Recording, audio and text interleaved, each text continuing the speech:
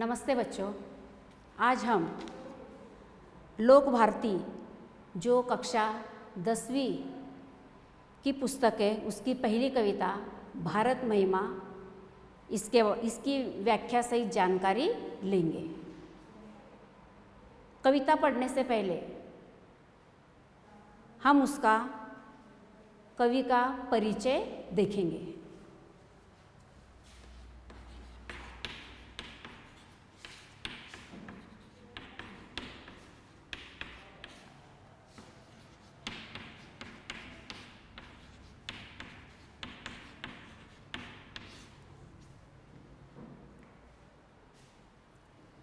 यह कविता जयशंकर प्रसाद द्वारा लिखी गई है और कवि छायावादी कवि के रूप में माने जाते हैं।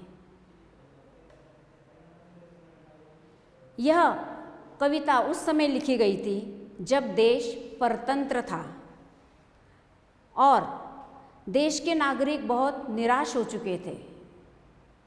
इतनी लंबी गुलामी को काट नहीं पा रहे थे और स्वतंत्रता के लिए आंदोलन करने के लिए उनमें सारा जोश भी खत्म हो गया था। उनके भीतर उमंग, उत्साह, चेतना जगाने के लिए उस समय के लेखक और कवि तरह तरह से प्रयास करते थे और अपनी लेखनी के द्वारा उनकी चेतना को जगाने की कोशिश करते थे। यह कविता भारतवासियों के भारत देश की गौरव गाथा को परिचित करा रही है। यह कविता एक गौरव गीत है जिसमें भारत देश की गौरवता का वर्णन किया गया है।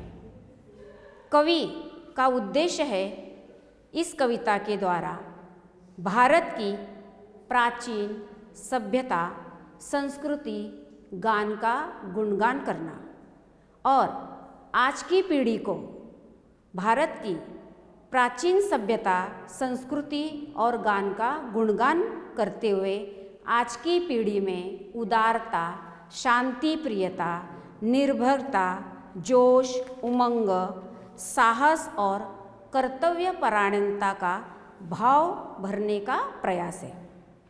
कविता द्वारा यह संदेश मिलता है कि हमें अपने देश की संस्कृतियों और परंपराओं पर गर्व करना चाहिए और अपने देश पर सब कुछ निछावर करने के लिए सदैव तैयार रहना चाहिए।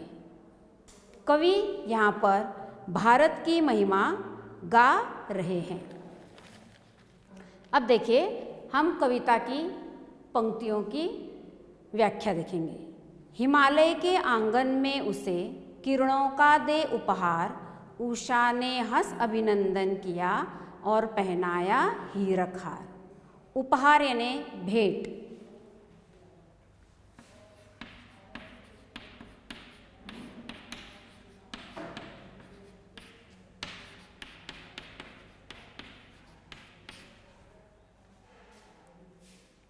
उषा ने हंस अभिनंदन, अभिनंदन ने स्वागत करना और पहनाया हीरक हार, हीरक हार यानी हीरों का हार। कवि कह रहे हैं कि सूरज सबसे पहले अपनी किरणों का उपहार हिमालय के आंगन में अर्थात भारत को ही देता है और हम देखते हैं कि हिमालय यह भारत के उत्तर में है और जब सूर्य की किरणें बर्फ पर पड़ती है तो ऐसे लगता है जैसे हिमालय ने हीरों का हार पहन लिया हो। और कवि कल्पना करते हुए कहते हैं कि उषा हंसकर भारत का अभिनंदन स्वागत कर रही है और उसे हीरों का हार पहना रही है। जगे हम लगे जगाने विश्वलोक में, फैला फिर आलोक, आलोक यानी प्रकाश।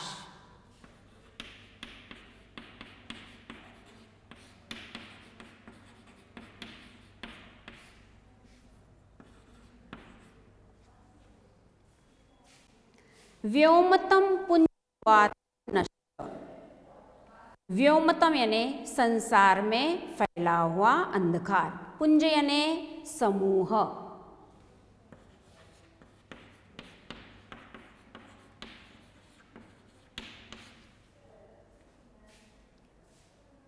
अखिल संस्कृति हो उठी अशोक। संस्कृति यानी पूरा विश्व, अशोक यानी शोक से रहित। तो कवि कह रहे हैं कि सबसे पहले ज्ञान का उदय भारतवर्ष में ही हुआ, और यह ज्ञान का उदय नालंदा विश्वविद्यालय आप लोगों ने सुना होगा, तो यहीं से ज्ञान का प्रचार और प्रसार हुआ था। तो हमारे भारतवर्ष से ही ज्ञान का सबसे पहले प्रचार और प्रसार हुआ, और हमने ही पूरे विश्व में इस ज्ञान के प्रकाश को फैलाया। आकाश तक फैला हुआ अज्ञान का अंधकार समाप्त हो गया है, और पूरी सृष्टि ज्ञान के प्रकाश से प्रकाशित और शोक रहित हो गई है। आकाश तक फैले अंधकार को हमने नष्ट कर दिया है अपने इस ज्ञान के द्वारा। विमल वाणी ने वीणा ली, कमल कोमल पर सप्रीत। वाणी यानी वचन।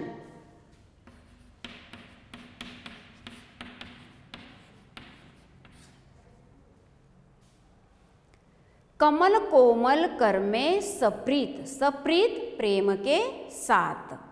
विमल यानी पवित्र।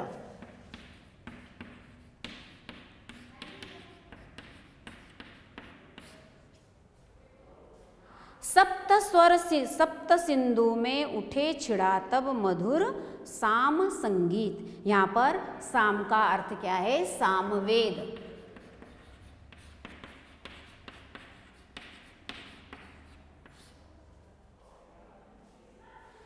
कवि कहते हैं कि विद्या की देवी माँ सरस्वती की कृपा से सबसे पहले भारत देश पर ही देवी ने अपने कोमल हाथों में प्रेम पूर्वक वीणा को धारण किया था, और उस वीणा से 7 नदियों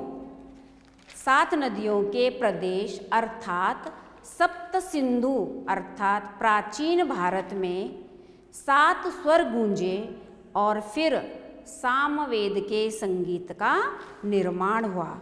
अब यहाँ पर जो ये 7 नदियाँ हैं, प्राचीन भारत आर्यवत की जो 7 नदियाँ हैं, सप्त सिंधु, सिंधु, रावी, सतलज, झेलम, सरस्वती, जेनाब, व्यास, ये क्या है? 7 नदियाँ हैं। इन्हें ही कवि ने क्या है? सप्त सिंधु कहा गया है।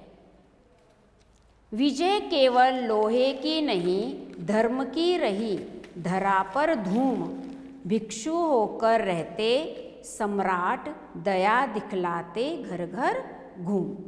कवि कहते हैं कि भारत देश में लोहे अथवा शक्ति से अधिक धर्म और शांति का बोलबाला है। कौन से सम्राट भिक्षु हो गए थे? तो वे थे सम्राट अशोक, जो एक चक्रवर्ती राजा थे।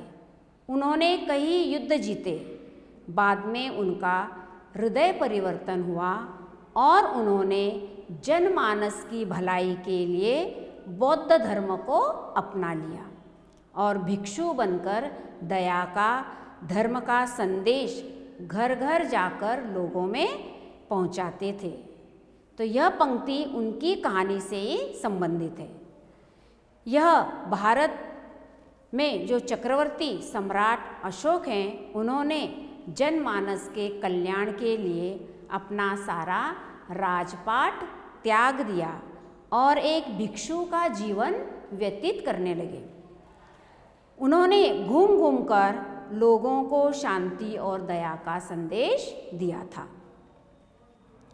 गोरी को दिया दया का दान, चीन को मिली धर्म की दृष्टि। गोरी यहाँ पर क्या है? एक यवन शासक है, मोहम्मद गोरी।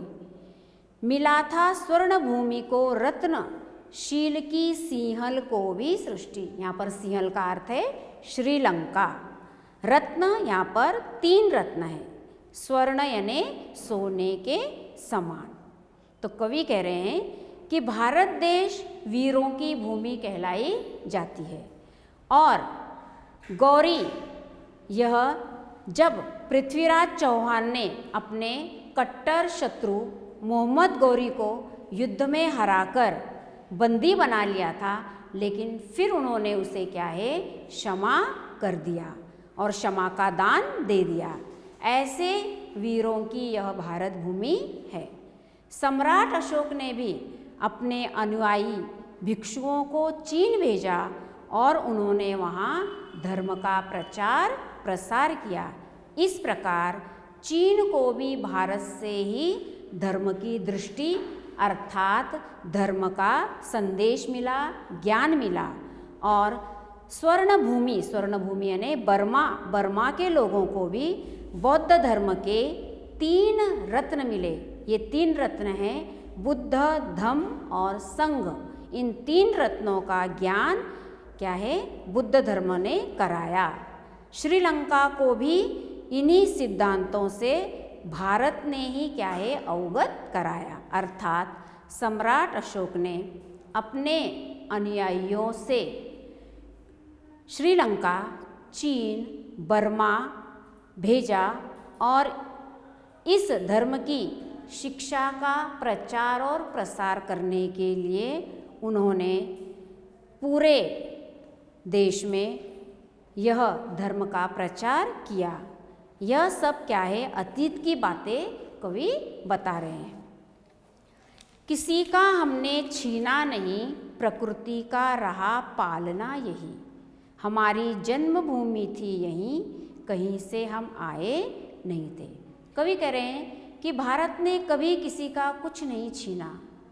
भारत ने पहले कभी किसी पर हमला नहीं किया। जब दूसरों ने किया तब किया। यह भारत का अतीत है और वर्तमान भी है। अर्थात भारत के पास प्राकृतिक संपदा इतनी है कि सभी उसी में खुश, प्रसन्न और समृद्ध हैं। और हम कहीं से नहीं आए, यह भारत भूमि हमारी जन्मभूमि है, हम यहीं के निवासी हैं। चरित थे पूत भुजा में शक्ति, नम्रता रही सदा संपन्न। चरित यानी चरित्र।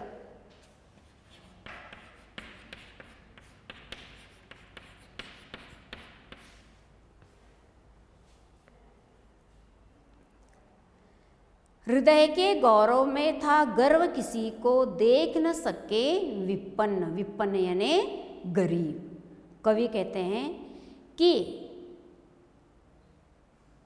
संचय करना, कवि कहते हैं कि भारत वासियों का चरित्र हमेशा से ही क्या है, पवित्र रहा है और हमारी भुजाओं में शक्ति का संचार होता रहता है।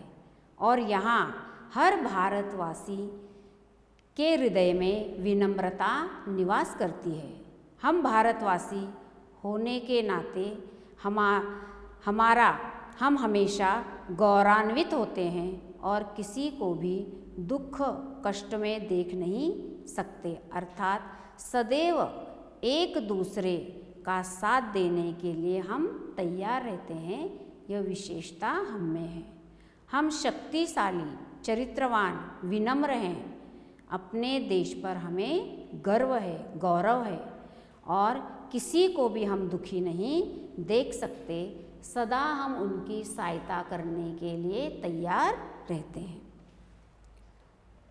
हमारे संचय में था दान, अतिथि थे सदा हमारे देव। वचन में सत्य, हृदय में तेज, प्रतिज्ञा में रहती थी टेव। टेव यानी आदर। कवि कह रहे हैं कि संचय करना भारतवासियों की सबसे बड़ी खूबी थी और जो वे संचय करके रखते थे, यह संचय वे जरूरतमंदों को दान किया करते थे। अतिथि देवो भव, यह भारतीय संस्कृति की पहचान है। अतीत में भी हमने मेहमान को देवता माना है और तरह से उनका आदर सत्कार किया है। वे वचन के सत्य रहते हैं, वे आत्मा से शुद्ध थे और अपनी प्रतिज्ञा पर अटल रहते थे। हम कहते हैं कि प्राण जाए पर वचन न जाए, तो ऐसे अटल विश्वास के हम थे। अपनी प्रतिज्ञा पर हम हमेशा खरे उतरते थे और अपनी प्रतिज्ञा को पूरा करते थे। वही है रक्त, वही है देश, वही साहस है वैसा ज्ञान, वही है शांति, वही है शक्ति, वही हम दिव्य आर्य संतान। कवि कह रहे हैं कि आज भी भारतीयों में उन्हीं पूर्वजों का रक्त बह रहा है। उनकी धमनियों में आज भी क्या है, अपने भारतीयों का रक्त बह रहा है और आज भी हमारा देश वैसा ही है। आज भी हम भारतीयों में साहस, वैसा ही साहस दिखाई देता है। आज भी हम ज्ञान के क्षेत्र में सबसे आगे हैं और हम में शांति है। हम उन्हीं आर्यों की दिव्य संतान हैं। आर्य, भारत को हम पहले क्या है, प्राचीन काल में आर्य के नाम से भी जाना करते थे। तो हम इन्हीं प्राचीन आर्यों की संतान मानी जाते हैं, क्योंकि आज भी हमारे शरीर में उनका ही रक्त दौड़ रहा है, उनके जैसा ही ज्ञान हम में है और उनके जैसी ही शांति हम में दिखाई देती है, शक्ति हम में दिखाई देती है। जिए तो सदा इसी के लिए, यही अभिमान रहे, यह हर्ष, हर्ष यानी खुशी, निछावर कर दे हम सर्वस्व हमारा प्यारा भारत। हम भारतवासियों को अपना जीवन अभिमान से प्रसन्नता पूर्वक क्या है, जीना है और अपनी इस भारत भूमि पर हमें क्या है, अभिमान, गौरव होना चाहिए।